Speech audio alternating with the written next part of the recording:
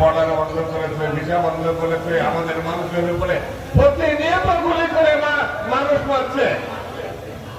আপনি সেই দেশে গিয়েছেন, সেই দেশে আপনি জীবন বাঁচানোর জন্য নাকি পালিয়েছেন। বন্ধুরা,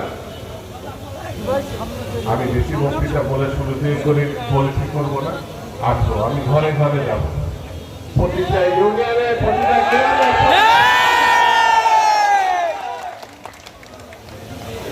ধানের শীষের কথা বলার জন্য যাব, বেগম জিয়ার কথা বলার জন্য, শহীদ জিয়ার কথা বলার জন্য যাব, তারেক রহমানের জন্য কথা বলার জন্য যাব। আজকে একটা বেদনা নিয়ে আপনাদের সামনে এসেছি। আজকে আসার আগে কালকেও যার সঙ্গে কথা হয়েছিল যে আলমডাঙ্গায় আসতে, আপনারা তাকে চেনেন, তার সংক্ষিপ্ত নাম যেমন দুদু নামে সবাই চেনে, মধু নামে সবাই তাকে চেনে।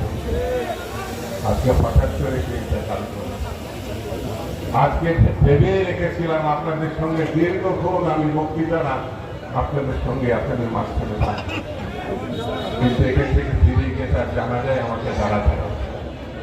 কিন্তু তার জন্য আমি এখানে প্রার্থনা করব, দোয়া করব, মোনাজাত করব, আল্লাহ যেন তাকে বেশ খুশি করে।